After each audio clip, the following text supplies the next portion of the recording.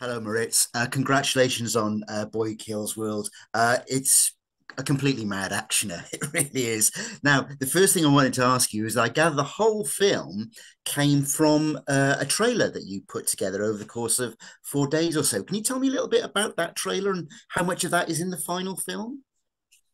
Yeah, sure. So we shot a trailer around, I think it was around 2016.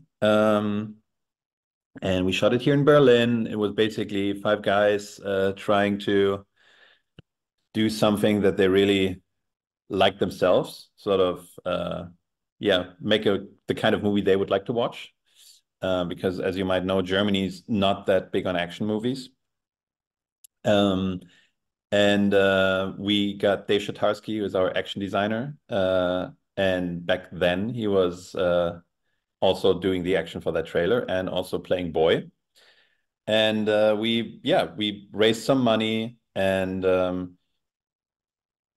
over the course of, I think it was 5 days, we shot this trailer. And then it took us about a year to finish because the money that we had was sort of all gone from the shoot, and we sort of just like hoped that people would help us out with post-production and visual effects. And luckily, there were some great friends and companies that sort of supported us.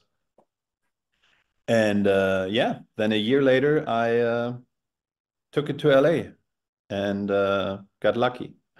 So, Very. so I gather when you were in LA, you were kind of like sleeping on people's sofas and whatnot to try and get that trailer out, and it was seen by a number of people. Sam Raimi, most obviously, but who else saw it apart from Sam Raimi?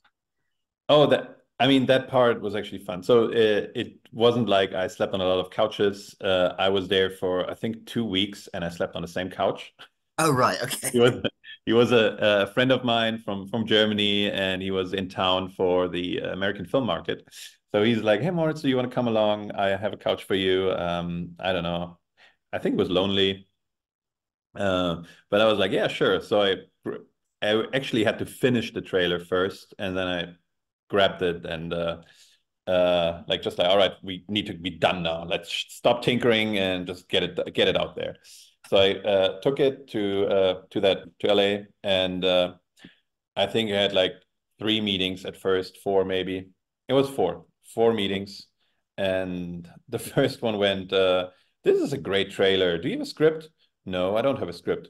"Well, then we're sorry." And I was like, "Oh, okay, that's a bummer," because everybody like told me, "Yeah, you need a script to sell something, right?" Yeah.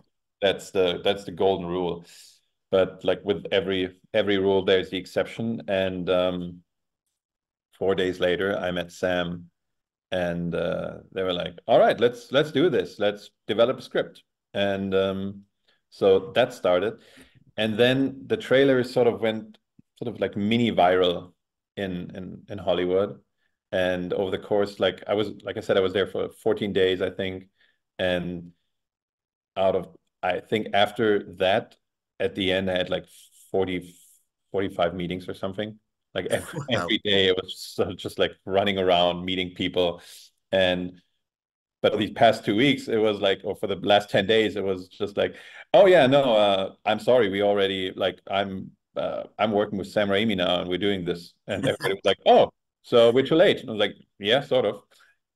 Can you But tell me about that first meeting with Sam Raimi? Because I guess that's probably the first time you met him. Was he what yeah, you expected to be? What was it he was asking?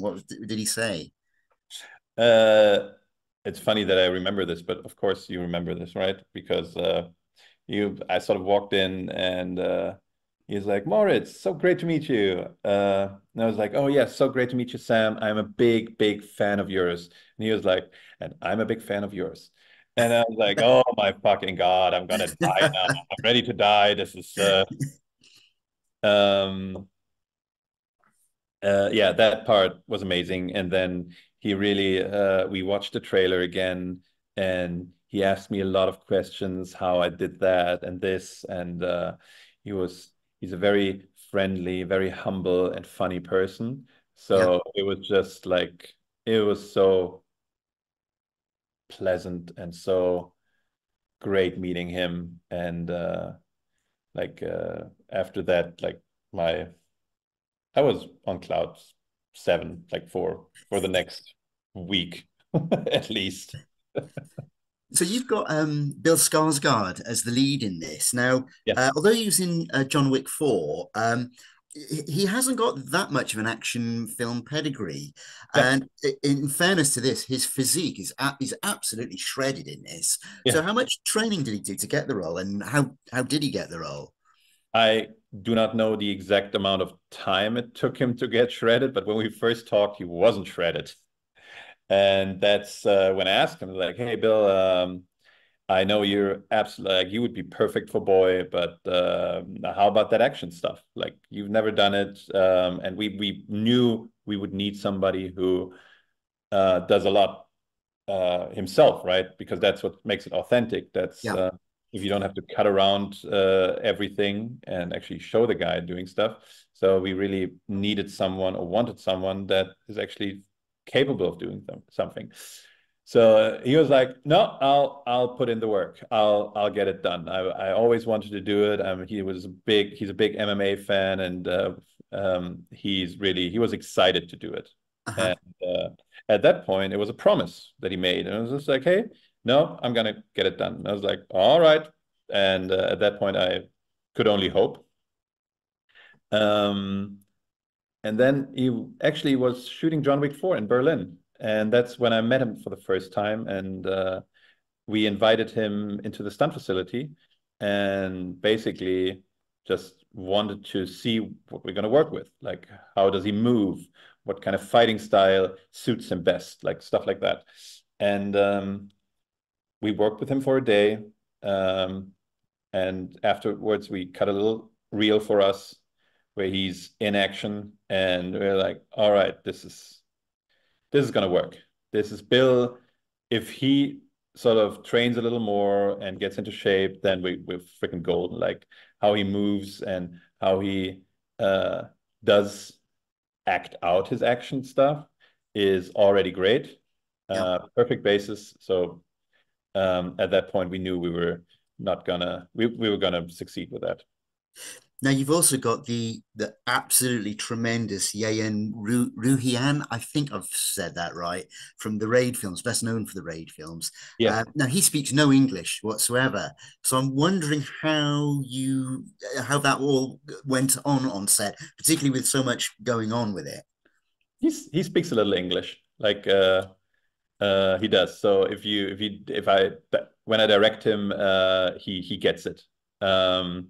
And he also had an interpreter with him who was a very uh, lovely woman. So we hung out a lot, and it and Yayan is just the nicest and humblest person ever, and always on time, always hardworking, always like he was just the perfect collaborator on this, and I was so so happy to have him because he was literally in the first pitch deck that we did back in the basically when we shot the proof of concept trailer, we did a little pitch deck, and there was a for the shaman there was a picture of Yayan in there from I think the raid 2, and actually getting him was yeah, that was a dream. So this is an 18 certificate in the UK, and it it wholly deserves its 18 certificate. But I'm wondering, kind of, have you had to have you make many cuts from it or delete any scenes from it to even to get an 18? No, no, and we I don't know why, but we walked that line, and we never really like we didn't hold really back, but I there's only like a couple of things. Like I think a couple of times we were like, maybe we don't do that. And it was always for the better. Like we didn't cut anything out because it was too violent. Um and we've like yeah. So it's not like, oh, there's shit tons of deleted scenes with even more violence in there. Right. That is definitely not the case, but because everything is in there. I think we have like a like 30 seconds of action sequence, which we cut out at one point because it was too long. The scene was already too long, and the VFX would have required, like, it would have cost a lot of money. And at that point, I think the reason was why we cut it was like, all right, it's too long. And then I was like, oh, and we're also going to save a shit ton of money. So that's Oh, that's fair enough. Can't say fairer than that. So then, finally, then, Moritz, obviously, got to ask you, is this leading towards a sequel? Have you got one lined up, as a part of a bigger world for the character? Yeah, I mean, there's definitely something that we want to do, but it's basically an indie movie, right? Yeah. So there's not like we don't have a script ready or anything. We really need to see how this plays out and how people like it before we start doing it. There's not like